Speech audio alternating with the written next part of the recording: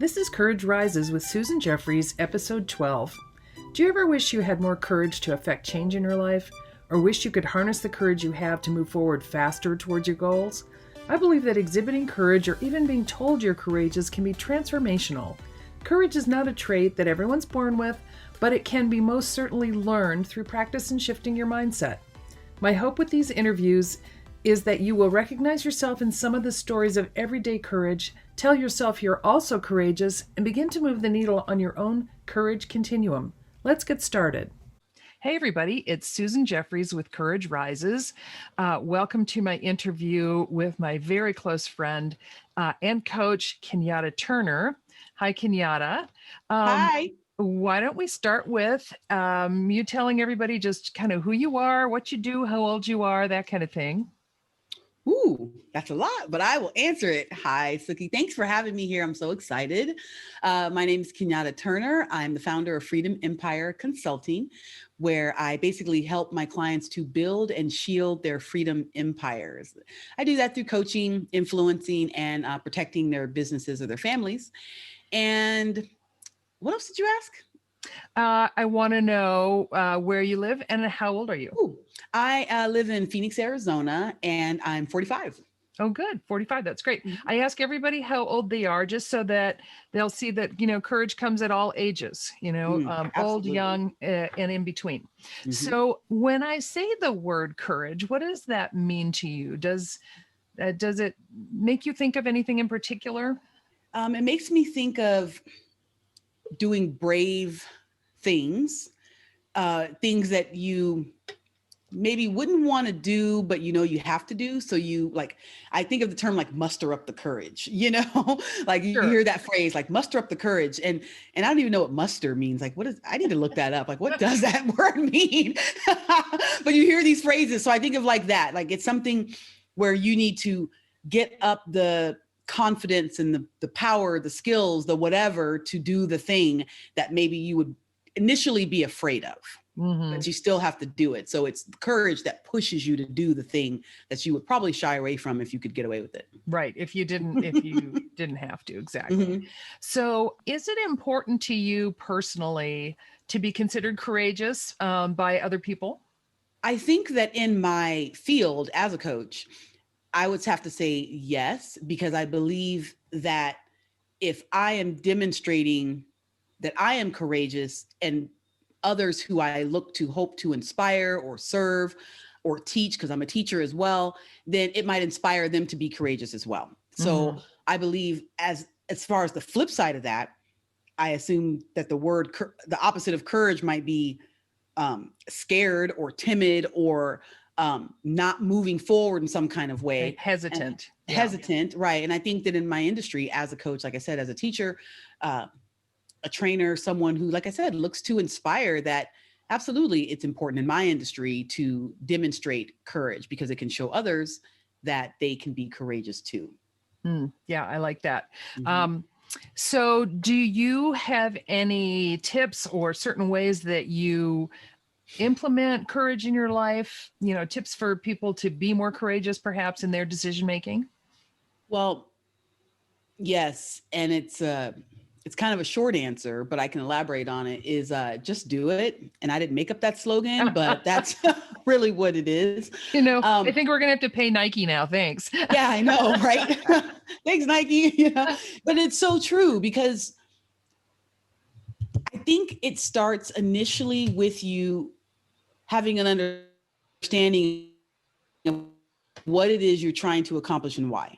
If you know what you're doing, why you're doing it, who you're doing it for, then it makes it easier to demonstrate courage to do the act.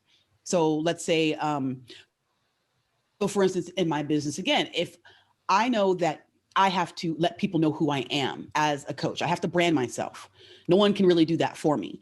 So I have to put myself out there in ways that I'm not always excited about doing, but I have to do them anyway. And if you watch the things that I'm doing, you probably not even think 1 second that it took, courage for me to do that because of how I deliver the message or just who I am naturally. Because you make it look effortless. I make it look effortless. There you go. Right. But it takes courage. Like it literally the moment of, whew, okay, I'm gonna do this thing.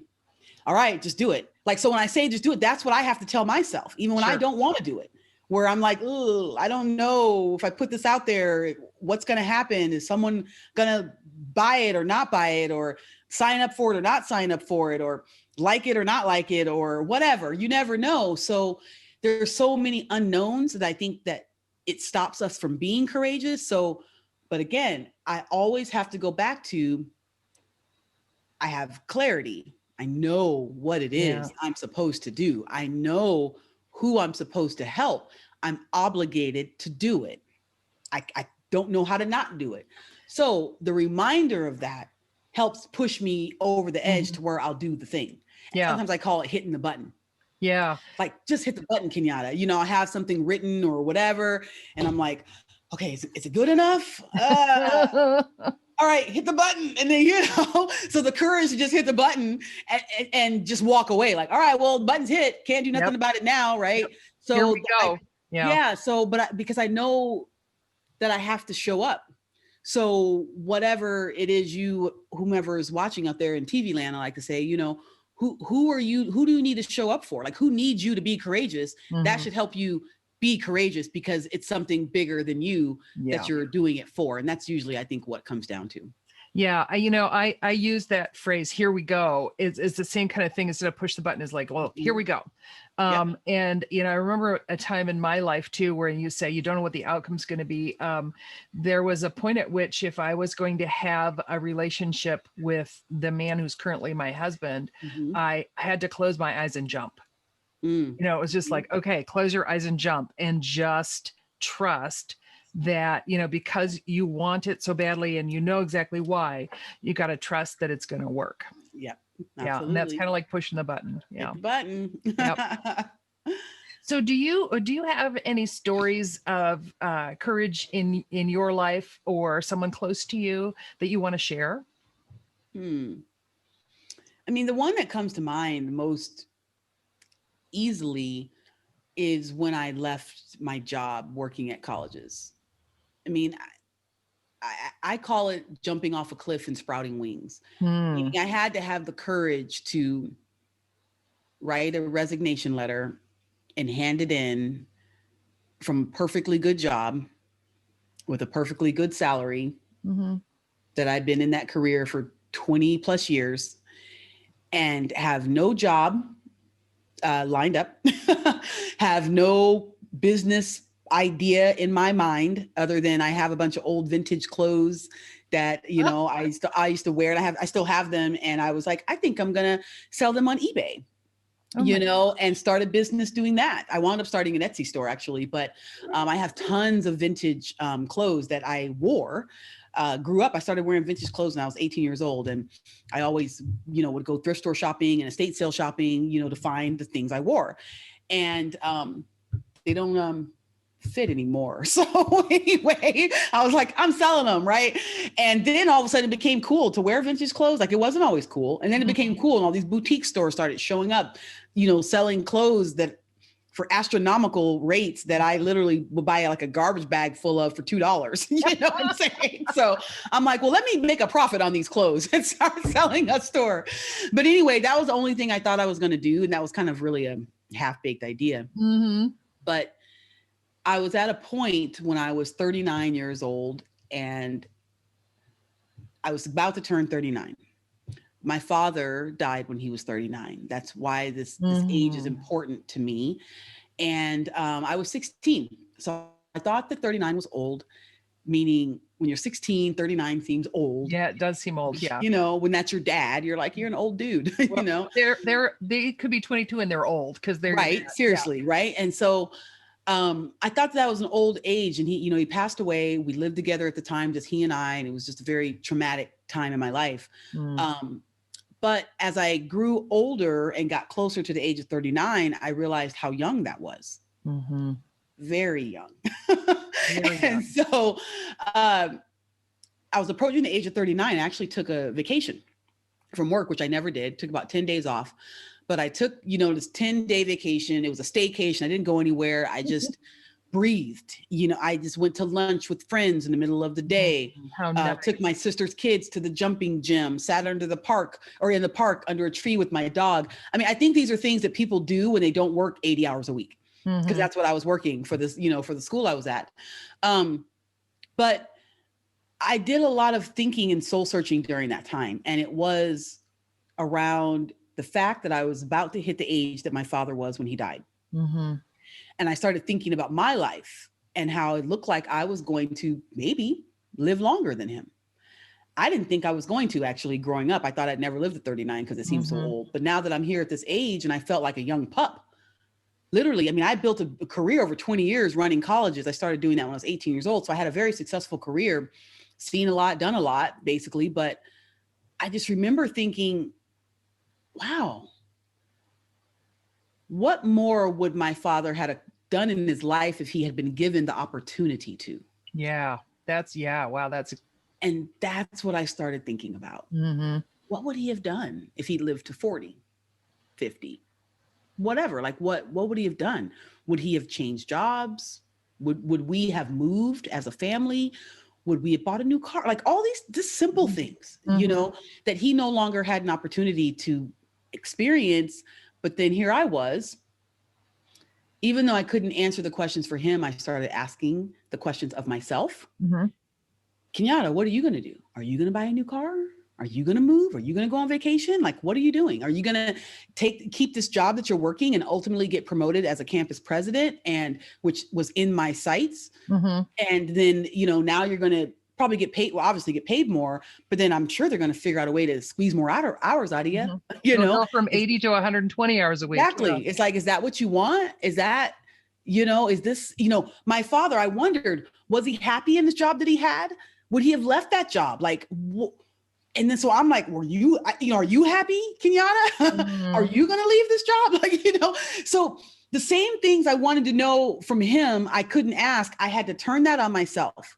And I didn't like the answers I was coming up with. Yeah.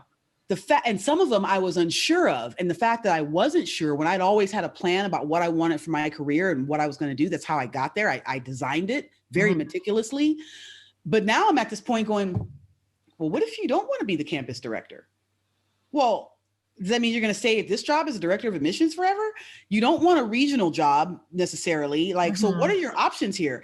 And then, you know, I started thinking, well, I don't even think A, I'm happy anymore. B, I want to be here anymore. C, I know I'm built for more and I can help people in another way. Like, I know I can do more. Wow. But I'm here. That statement in and of itself is very brave. Like, yeah, like I know I can do more. I know that I felt like things had run their course. And then once the idea got in my head, I couldn't get it out. And here's what I realized. And this is what changed everything. And this is where the courage, I think, really comes from, because I realized that, all right, look, Kenyatta, if it looks like you're going to make it past 39, you are then now gifted what I call my extra. Your bonus years. Bonus years. I call it my extra innings. You got extra innings. What are you going to do with them that your father didn't get a chance to do with his, that he didn't get? So does that mean you're going to sit here in this job not knowing that you don't know if you should be here anymore? Or are you, you know, are you going to squander them? I use the word squander. Like, I feel like I'm squandering these years if I don't live my best life and fullest life in that. So I realized in order to do that, I had to quit my job. That was my solution. Quit your job, get out of here, you know, because once the idea got in my head, I couldn't sit still. Yeah. And then your gut told you had to do it. You had to do it. My skin crawled. I went from working those 80 hours, like I would walk in the building at like 7 a.m. usually and leave at like 7 or 8. That was normal for me on a day-to-day basis. And I loved it. Because you loved what you were doing. I loved what I was doing until this idea got in my head.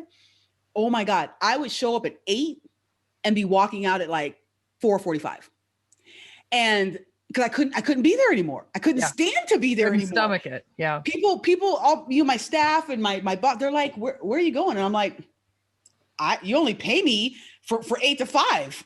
I'm leaving, you know, because I was salary, right? Time's up. Yeah, when your salary, you just work, you know what I mean? Yeah. But my home and everything, and it happened like literally from, I think my birthday was the beginning of April 5th. And then I had quit by like May 7th or something. Wow, that's fast. Like it was a very short, because okay, again, those of you who are listening, when something happens to you and you have something inside of you that is telling you what you're supposed to do, even though you don't know the how, but what it is that you need, like that why, that who, that what, whatever it is you call it, like you can try to ignore it all you want, but it's coming for you. Like it's coming for you. Yeah. So as long as you try to ignore it and act like you don't hear this voice, this other self, Napoleon Hill calls it, as long as you don't hear it, I don't hear you, other voice, you know, it's coming for you. And so it came for me, and I couldn't do anything but realize you got to get out of here. Because here's what I realized is that as soon as the passion was gone and I had this new vision of a life beyond, ooh, that's kind of a rhyme. I had to go after it, and I was willing to jump off that cliff, back to the courage, with no parachute. And I luckily sprouted wings, meaning I didn't crash to the ground and burn, right? Yep, there was times when I came real close though. Yeah. Real close. Because that's not a good idea. It gets scary, and you think you have to go find another job. Yeah, that's not smart. It's not smart to do what I did. I'm not saying, listen, those who listen, I did not tell you to quit your job. Okay. I just told you what I did, but I knew I wanted to start a business because I had an idea of, and actually it was my mother. She wasn't the idea that I had, but I thought of her because she's always been an entrepreneur. My dad always had a jobby job, I call it. My mom has always worked for herself. So as I'm looking at these two sides of my own story, it's like I followed my father's footsteps first, meaning I went to school just like he did, got a job, did the jobby job thing for many years. I always saw her being an entrepreneur, but it's interesting. What I viewed what she was doing was she definitely supported us in that and always was doing whatever she wanted. But I almost viewed that as instability.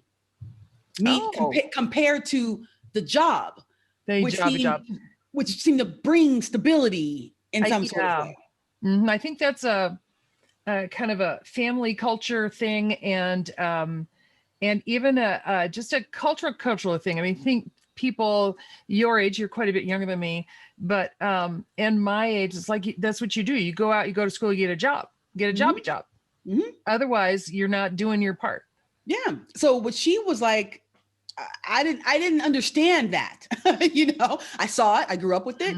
I had to help her with her businesses, you know, putting labels on oil bottle because she sold oil and incense and fashion and clothes. So I've probably folded countless red House of Myasia brochures, put countless labels on bottles. You know, I mean, she had us helping her with her business. So I also think that was part of my aversion to it as well. Is because I was forced to work for her for free. You know what I mean? For free. So part of it was like, well, no, I don't get that. I just go to work and I do this. But here's the thing. I loved what I did. There was no question I was not in the right field. From day one, I knew I was where I belonged. So there was no regrets there. Not one. It shaped me into who I am today. So, but I realized when I didn't want to do it anymore, I couldn't do it. I couldn't fake it. Yeah, couldn't get my skin crawled. Yeah. So I was like, call my mom. Mom, I think I got to quit my job. I want to start a business because I saw enough people who had businesses to go, well, how they get a bit? Every little business, every big business started out a small business. If they can do it, I can do it. Yeah. Yeah, I'm smart. I can figure this out. And my mom does it. Hey, she can teach me, whatever. So I called her up and I said, hey, Mom, I think I'm going to quit my job. I'm freaking out. Something happened. Something snapped in my brain. I don't know what it is, but I got to get out of here. And I need to talk to you. And I'm like, I'm going to quit. And she goes, well, it's about time. She's like, I was just waiting for you to figure it out. And I'm like, holy what? Cow. She's like, yeah. She's like, I knew you would leave that place. You would leave that eventually. She's like, I know you. And she's like, it was just a matter of time. She goes, so congratulations. And so what are you going to do? Yeah. So I had no opposition from her. Well, that's wonderful. That's so lucky for you. You know, it's a gift. Yes. So she was very encouraging and supportive. And I was like, well, I got some money, little money in the bank. You know, I got a house, I got a car, a dog. Guess I'm gonna quit. So I handed in my notice. So that's where courage came in, because I knew something that I couldn't explain to anyone else. And I didn't have to. But I knew something in my own heart and soul that drove me to do something very courageous, which is walk away from a perfectly good job to go out and start a business, not even knowing what your business would be. And seemingly a great job. I mean, you were making a very good living. You were admired in your field. You were on your way up still. Yes. I got out. I left at a high point. You know what I'm saying? Like I left at, which is shocking because most people, that's not when they leave, right? Right. They leave when you're down. Yeah. Yes. I left at a high point. Me and my band did that too. We were like at a very, like a high point in our, music, whatever.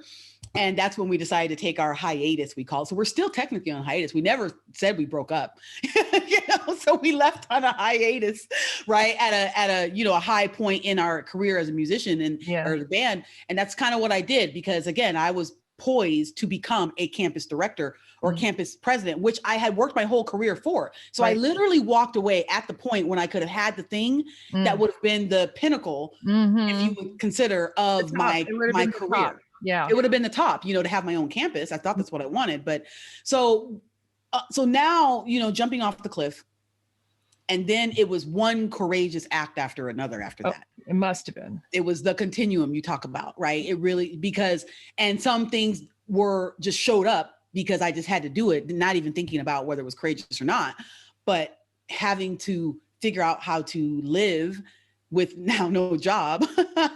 And here's something interesting too, that I thought about it. I said, look, Kenyatta, if you quit this job and go out to be a business owner, whatever that means, and you can't do it for whatever that means, whatever can't do it means, okay? Then worst case scenario, you go get another job. I mean, that's really how I thought about it. And then I said to myself, and if you can't get another job, then what the hell was all this for? Yeah. What was 2 degrees and 20 years of corporate executive leadership for, if you can't go get another job? That should be a lesson right there. You know what I mean? Like, so you have all this experience and education, which is what we tell people to go out and do and get, so that they can always have employment. So worst case scenario, you go get another job and you cut your losses and you're like, whatever. And here's the thing. I even looked, Suki, before I left that job. I said, well, maybe it isn't that you don't want to leave this job, or no, you don't want to leave. Like, you want to leave this for-profit education system, because that's where I worked. Maybe you want to go work like at a public school, like ASU. Maybe you want to go work at a different type of college. Maybe that's what is the difference, because I'd never done that. I'd always worked at private for-profit education. I'd never been at, public schools. Yeah. So I'm like, maybe that's what you're missing. So I started looking at job descriptions, right, at ASU, U of A, all the big colleges, seeing what would I be qualified for and what kind of positions are open and the salaries and everything. Well, here's what I saw. I could absolutely do any of those jobs. And the pay was good. I could apply for any of them, in my opinion, and got them. But as I'm reading the descriptions, I'm still going, that's not what I want to do. I don't want to do this anymore. This just looks like more red tape at some new school. You know what I mean? This just looks like more. It's a different color red. Right. I'm like, I don't think so. So that's when I also kind of realized that I was done, because those other positions in 2 years earlier in my life would have been very exciting. Sure. And, but I was looking at them like, I don't ever want to do that again. So I realized something had changed. So I would say another thing that is courageous about this story is that having the courage to realize that you've changed. Yes. And to accept it. That is very interesting, having the courage to realize that you've changed. Yep. And that's just not in business, that's in life, that's in relationships. I believe, there's relationships and things I've been in where change occurred. And I think that it takes courage to acknowledge that change and to not pretend that the change hasn't happened. Yes. And ignore it, because I Mhm. couldn't have done that. Well, Well, but you'd be I very couldn't have done it, happy. but because Yeah, I couldn't physically do it, but people do it all the time. they do it all. You know They what do I it all mean? the time. They're like, and they just stay in that whatever that Mhm. is. So the courage to leave, and be your own catalyst for that, because I could, like I said, nothing was making me leave. Sure. So I created my own catalyst and left, and had to realize, Kenyatta, you have changed. This is no longer your happy dream. place. Yeah. No longer, this is no longer suited to you, and you have to go. And so therefore, I'm really glad that I did. Yeah. My mom called me 6 weeks later, said, hey, let's go to lunch.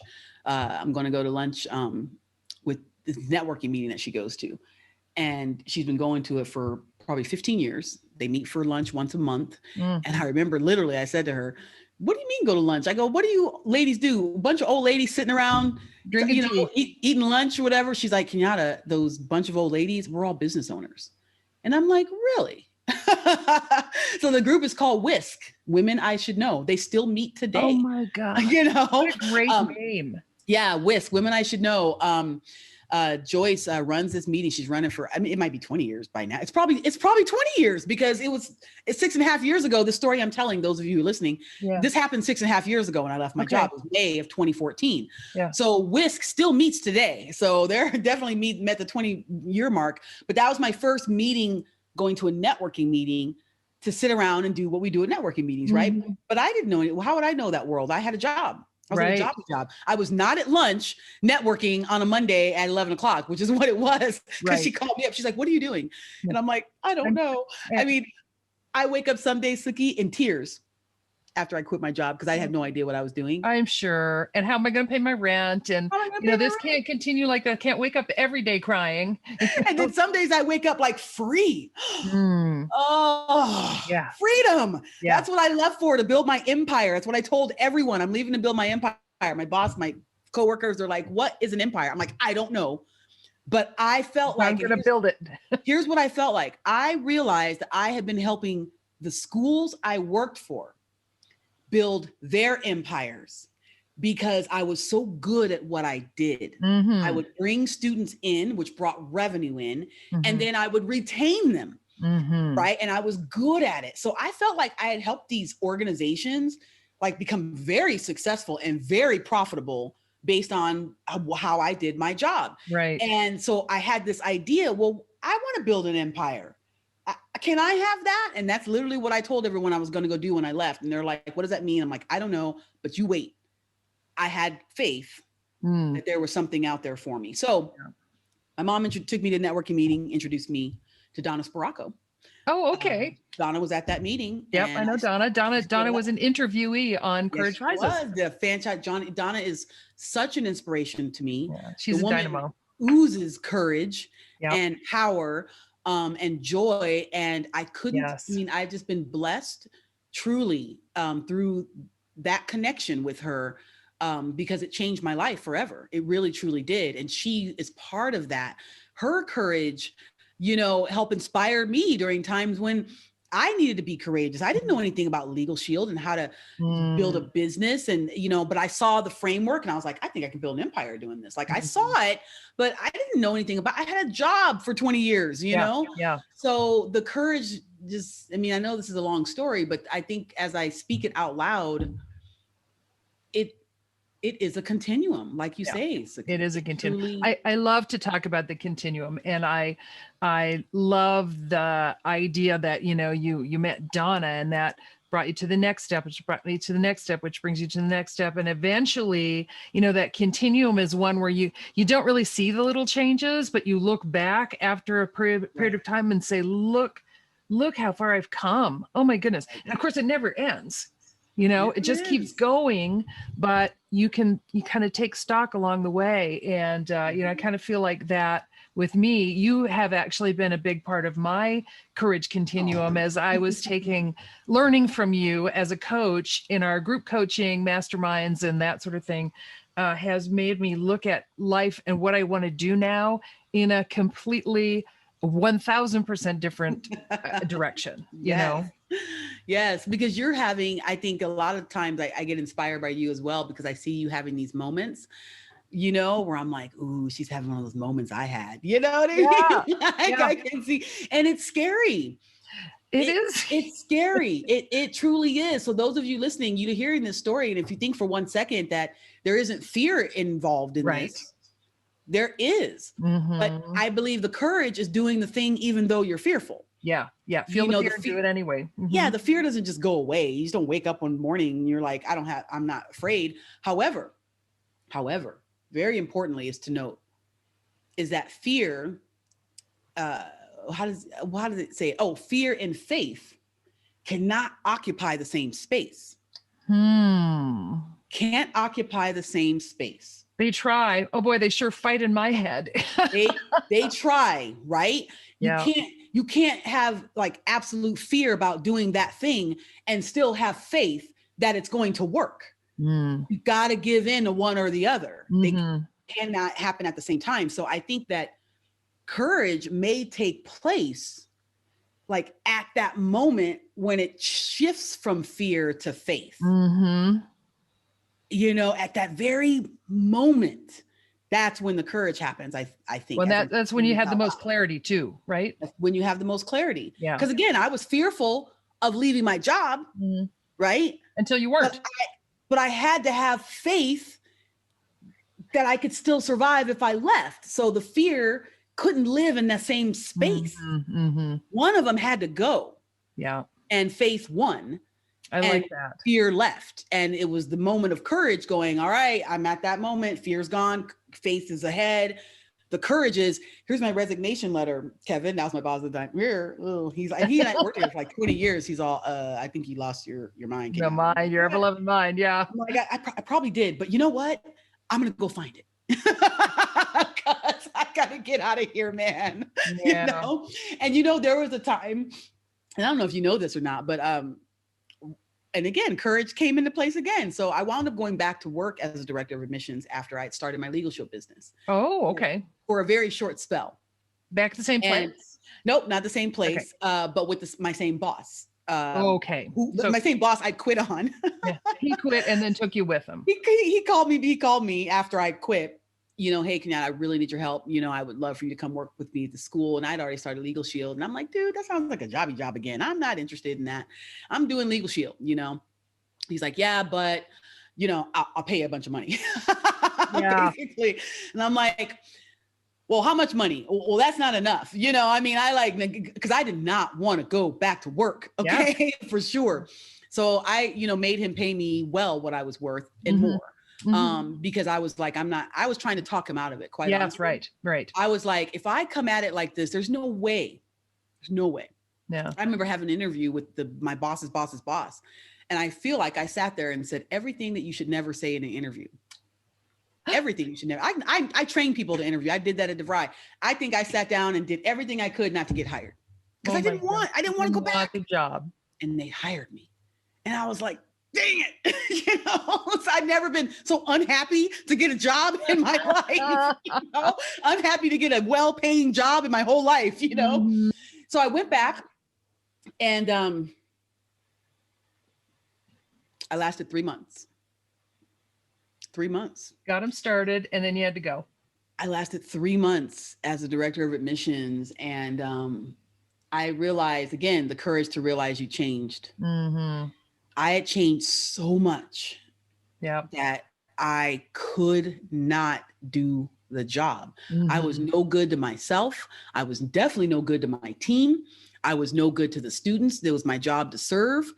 I had my belief level had changed completely about many things about the educational system as it stands and the different ways that things are done. I had different ideas about, like it was wild because, and here's the thing, I thought I could fake it.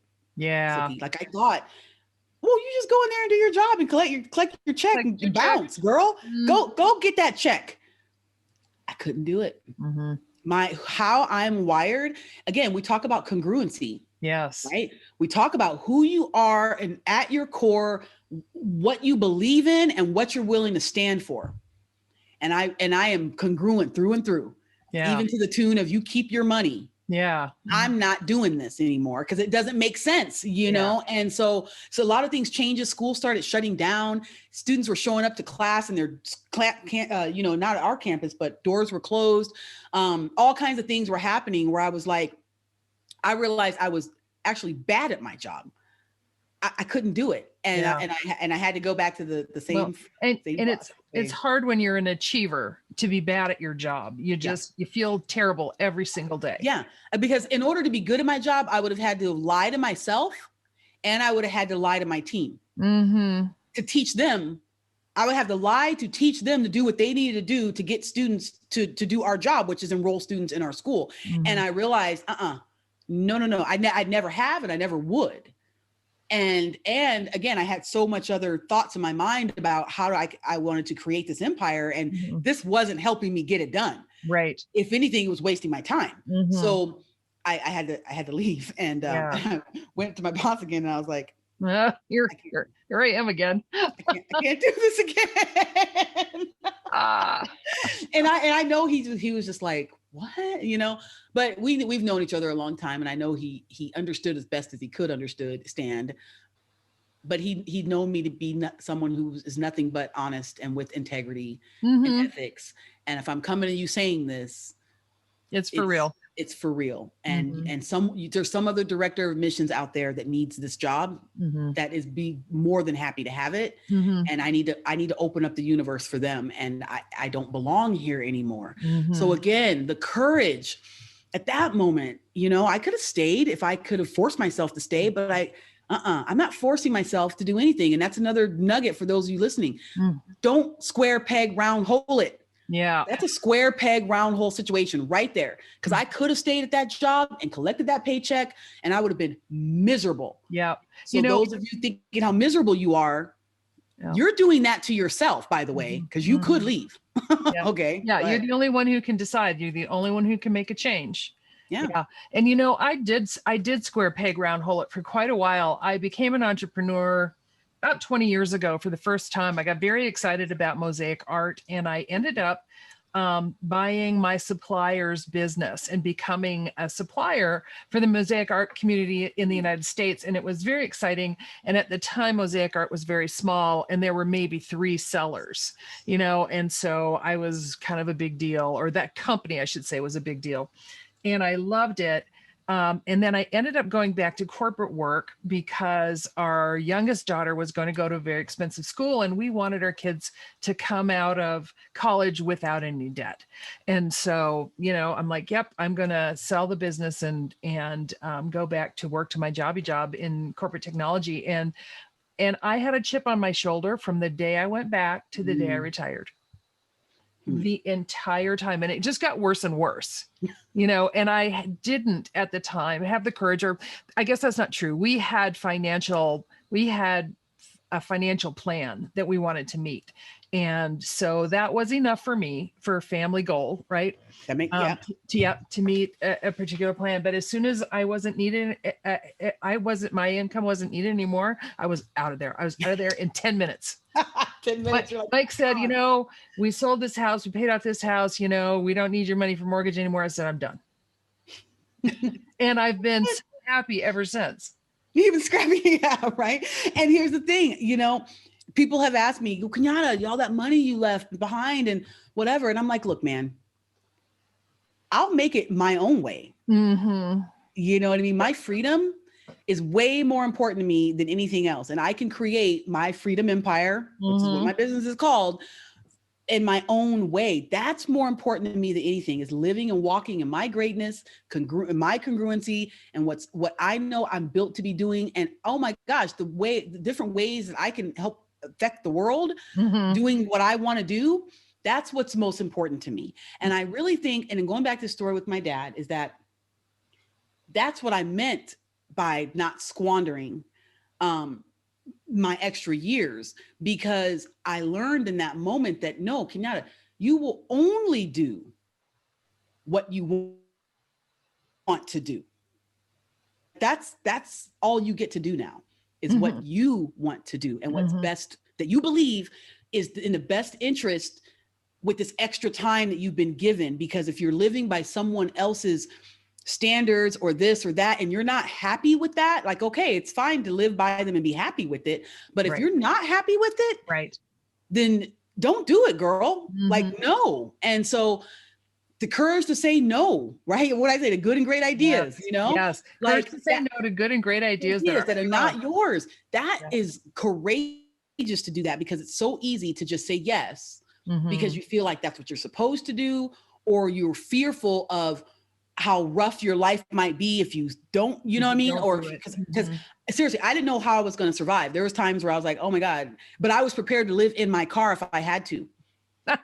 I'm glad you didn't have to. I'm still prepared to do that if I have to, quite honestly. That doesn't change because I know what I'm supposed to do. So I'll go through the ups and downs and I'll struggle and whatever, but you could be struggling at your job too. You know, so pick your struggle. Really, that's what it comes down to. So have the courage to pick your struggle and let it be your choice, not someone else's. And that's kind of, you know, I should probably stop talking because, you know me, I get all fired up, you know what I mean? Because I realize these things I'm telling everyone else, I tell myself every day. Yeah. I mean, I'm not speaking anything that I don't put in practice on a daily basis or work very hard to do to live my life of fulfillment and help others along the way as I do that. So that's courage. I believe that I because, you know, you and I have been friends for probably a year and a half now, and I've never felt any authenticity from you. It's like, I say what I mean what I say. I'm not, you know, I'm going to say yes to the things that serve me and no to the things that don't, you know, it's a very congruous way to live. Yes. So, yes. And I'm happy. Yes. Good. Well, I love your big, brave story. I wonder if I would have had the courage to jump out of my corporate job with nothing that I was going to, like, not a business in mind or whatever. So, you know, kudos to you for taking the leap and finding your passion. Yeah. Thank you. Yeah. Took a while. Doesn't happen overnight. No, it doesn't. It was probably about 5 years in when I realized that Freedom Empire was going to, where it really clicked. You know what I mean? Like, and actually it was less than 5 years, but I was hitting that mark because I'd been teaching at the college, realizing, wait, you're a coach, Kenyatta. What, you've been doing this your whole life. Why that? There's like a job in that, you know? It took me years to realize that that's really what Freedom Empire was about. Yeah. I've been doing it, but not doing it. So for those of you listening, you know, the process of self-awareness in such a way to realize how you have to do trial and error. It takes courage to experiment, you know, and you're doing some of that right now as well, Suki, you know, you're trying this to go, okay, does that work for me? Maybe not this and that. Like, to be experimental takes courage, I think. Because everything might not work. Yeah. And there's power in that, you know. There is power in that. You know, I did a LinkedIn thing on the power of practice, and it was about curiosity and experimentation. And I was talking about, you know, science class, you do the experiments and they don't always work out, but every single time you learn something. Every time. You know, and you learn what not to do. Oh, don't do that. Yeah. And I think that a lot of people get caught up in the lack of courage, and I'm not going to start it because I don't think I'll be good at it. And it's like, no, you just have to experiment. You have to be curious. You have to, you know, figure it out, learn as you go. So I think it's so much more important to have a growth approach to that than a perfectionist approach. Yeah. Like, well, that's the growth mindset versus the fixed mindset, right? The growth mindset says, well, I don't know how to do it, but I could probably figure it out. Fixed mindset's like, oh no, I'm not even trying. You know, and so I think that's really important. And being someone who's always had a growth mindset, I think, again, that's where where I probably had the idea, like, well, I don't have a job or a business, but I'll figure it out. I know I can figure it out. Yeah. I know I can figure it out. And worst case scenario, I go back and get another job. I mean, that was my backup plan. Everybody needs a plan X, right? And then when I tried to go get another job, I realized, okay, that's not even a good plan for me. Need to come up with another one. I better build my business. I bet, you know what I mean? I better get a comfortable car. Yeah, exactly. I better have a comfortable car with I got my little SUV. I can sleep in the back if I gotta. Stella can be back there with me. We both can fit. So keep You know you what I warm. mean? And but other than that, put your energies towards your dream. Mm-hmm. And that's really where I had to be very firm in that, going, Yeah. okay, I need to put my energy. If I was going to work 60, 70, 80 hours a week for somebody else, what would happen if I worked 60, 70, 80 hours a week for me? Yeah. Put my energy towards my dream. Yep. And that's, again, takes courage. It does. It does.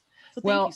I loved your story, and thank you so much for spending this time with me on the Wednesday before Thanksgiving. Of course. With the I sun always, shining through. I'm like it a is. few minutes from the sun, like blinding me. So I know. I'm gonna release you from your obligation so you can go hang out in the sun for a while if you want to.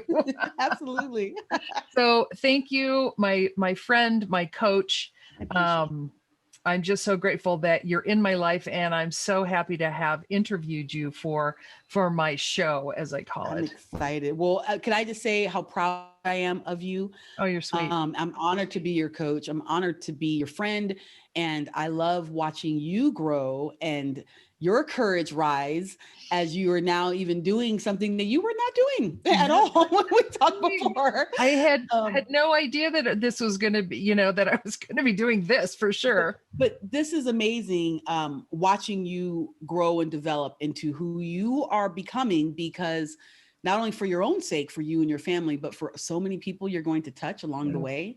And it's making me so happy. Yeah. See, I'm thrilled. So I'm very proud, very honored and humbled, to be working with you, and you're a wonderful student. So thank you, Kenyatta. Okay, Kenyatta Turner with Courage Rises with Susan Jeffries. Thanks, everybody. We'll see you next time. This has been Courage Rises with Susan Jeffries. I hope you enjoyed this episode and that you recognized yourself in some of the courageous actions and thoughts of my guest. If you want to get notified of new episodes, please go to YouTube to the Courage Rises channel, like this episode, and subscribe to my channel. Never forget that courage can be learned through practice and shifting your mindset.